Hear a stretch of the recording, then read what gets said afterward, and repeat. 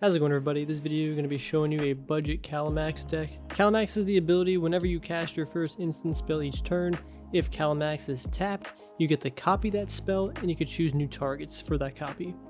Whenever you copy an instant spell, you get to put a +1/+1 counter on this card. If you're looking for a commander that can get infinitely large, then I think this is the deck or the commander for you. I'll leave a link in the description below that discusses the combo, or I guess going infinite more into detail.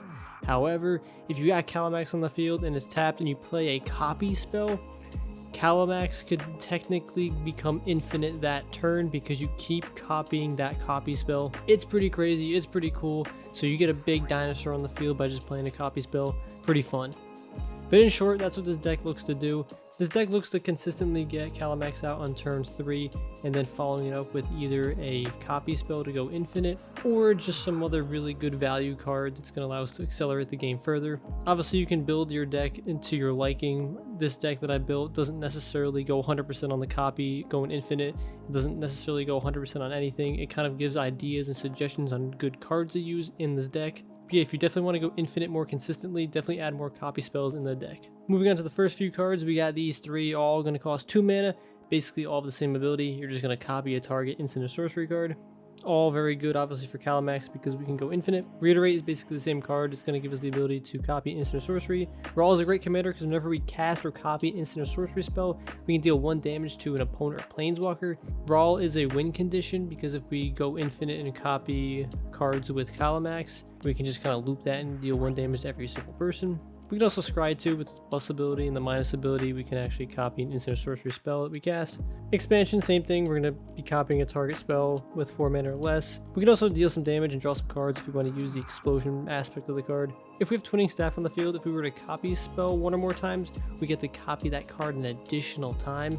Those kind of round out the copy cards I have in the deck. I didn't want to overflood it with that, but again, feel free to definitely add some more. These next 3 creatures are going to allow us to generate some really good value when we play spells, and especially copy cards. Whenever we cast our first spell each turn during our opponent's turn, we're going to draw a free card. If we have the Archmage in the field, whenever we cast or copy a spell, we get to draw a card as well. And the Stormkiln Artist is going to allow us to generate a lot of additional treasure tokens. The Street Artist has Defender and Haste, also Flash. It is a 1-mana 0/3, so kind of earlier in the game it could act as a blocker as well. But we can pay 2 mana and tap this card and copy target spell you control that wasn't cast. This does come into play when we do copy spells. We can then copy it an additional time. Whenever we cast instant or sorcery, Young Pyromancer is going to generate us a token. I like this card just as an early game sort of threat slash blocker. Kind of gives us an additional way to generate some I guess battlefield presence. The Metallurgic Summoning is kind of similar. Whenever you cast instant sorcery, we're going to create a token, but this is going to be an XX token where X is that mana's value, that spell's mana value. Again, we're going to be casting a lot of spells, so just having some other kind of board presence just in case we either can't go infinite or get our Kalamax up to some menacing threat level, we at least have some additional things to do. Tyvar's Stand, I don't think I'm pronouncing that right, but this card's good because we need ways of protecting Kalamax because he is a basically kill on sight commander because you just lose the game if you don't deal with it. So this card's gonna allow us to give Kalamax indestructible and hexproof. Unleash Fury is gonna allow us to double the power of Kalamax, or I mean I guess any other creature, but more specifically Kalamax, so it can eat over anything. Soul's Fire is 100% a win condition. If we get Kalamax up to like 1,000 power, then you just deal that damage directly to your opponent, or I guess really any target, pretty much the opponent. There are a lot of other cards similar to Soul's Fire out there, like Fling is one of them if you want to add to the deck, but again it's going to be dependent on the type of playstyle you want for this deck. We can cast Hunter's Insight on Kalamax. Whenever that creature deals combat damage to a player or planeswalker, we get to draw that many cards. This is just a great way if we have a big Kalamax or just any other creature on the field, just to generate a lot of additional value. Swiftfoot Boots and Whisper's Silk Cloak are good cards to equip to Kalamax, just to make sure that our opponent can't really target it. But again, if we apply the cloak, then we can't target it as well. So it does have some pros and cons. These 3 cards are great for reducing our mana costs on our cards. We do play some counter spells, so if we got Chief of Compliance on the field, we can actually draw some additional cards. But the main thing with these 3 cards, if we want to reduce the mana value of our instances and sorceries, here we got some counter spells. We got Dispel, Counterspell, and Negate. Pretty generic stuff here.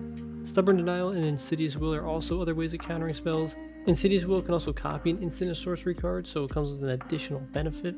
Both Decisive Denial and Teamer Charm are pretty versatile cards. With Decisive Denial, we can fight a target creature, or we can counter a non-creature spell. With Team Return, we can fight a target creature, we can counter a spell, or any creatures with power 3 or less can't block this turn. So if our opponent's got a lot of blockers up and we have a huge Kalamax, we can swing in and try to end the game. Supreme Will can counter a spell and also help us dig for a card that we need.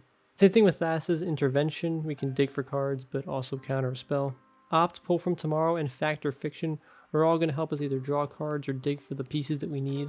Eternal Witness and Flood of Recollection is going to help us get a card back from our graveyard. The Disciple of the Drowned can't be countered, and each instance and sorcery card in our graveyard has flashback. So that's definitely really powerful later in the game when we have a lot of cards in the graveyard that we want to have access to use again. Nature's Claim is a cheap way to get rid of some artifacts or enchantments. Lightning Bolt can deal some damage to a player, and Fog can help us survive another turn. One of the reasons why we're playing some of these cheaper mana cards is because they act as good cards to copy. So if we're kind of stuck into some situation, we can at least play these cards and get free copies, and at the same time also grow our Kalamax.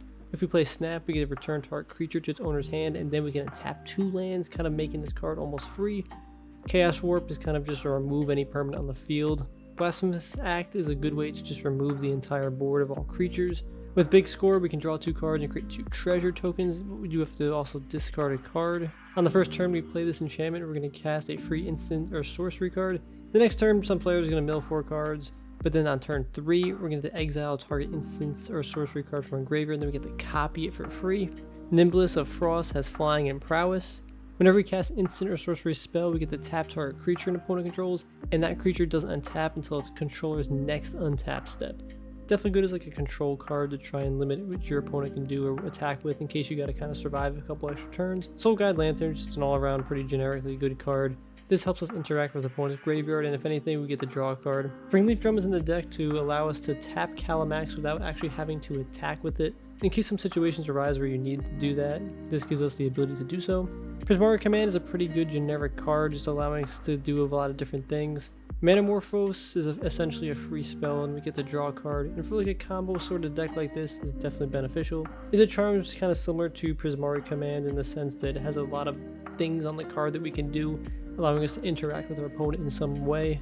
Wild Growth, Utopia Sprawl, and Fertile Ground are all quite similar cards, allowing us to kind of ramp into some additional mana. Utopia Sprawl fell a lot in price, definitely recommend picking up a copy or 2. Farseek, Rampant Growth, and Nature's Lure are all great cards, allowing us to get additional land from our deck onto the battlefield. Growth Spiral is quite similar, we get to draw a card and then we get to put a land from our hand onto the battlefield, again helping us ramp. Wilderness Reclamation doesn't help us ramp in a sense, but it gives us the ability to play a lot more spells every single turn because we get to untap all lands at the beginning of each of our end step. Pretty generic mana rocks, Arcane Signet, Command Sphere, and Soul Ring. We're also running the 3 Signets just to again allow us to fix our mana and a kind of ramp in a sense. We really want to get Kalamax out on turn 3 because it's kind of the heart and soul of the deck. Talisman of Curiosity and Creativity, again kind of similar, just allowing us to get some additional ramp, and as well as mana fixing. Command Tower, pretty generic in any commander deck. Frontier by Vuwak, I have no idea how to pronounce that. Just a land that's going to give us all the colors that we need. Survivor's Encampment and Holdout Settlements can allow us to tap a creature we control. This kind of is similar to Springleaf Drum, just giving us a way to tap Kalamax without having to actually attack with it. Evolving Wilds and Myriad Landscape, kind of just generic cards that help fix our mana and get basic lands out. These 3 cards are just red-green cards that are pretty cheap and that would be pretty beneficial to the deck. Same thing here with these 2 cards, these are for green and blue.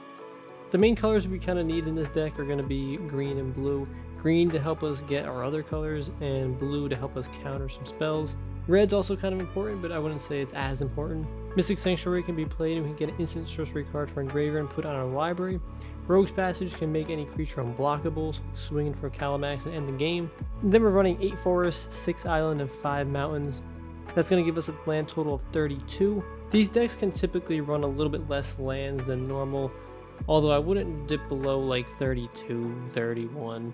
In short though, this commander is a lot of fun. It's got a lot of potential, especially if you like making a big dinosaur go infinite. Even if you don't go infinite, the amount of value you can get by just copying spells with Kalamax on the field is pretty fun and sweet, and you can almost use that as an engine to even go into other strategies or other board states. But anyway, let me know down below some of the cards I might have missed that should be added to this deck while staying on a budget. Hopefully enjoy the video. Be sure to check out some of the videos on the channel discussing some other deck techs and magic. Take care everybody, I'll see you around.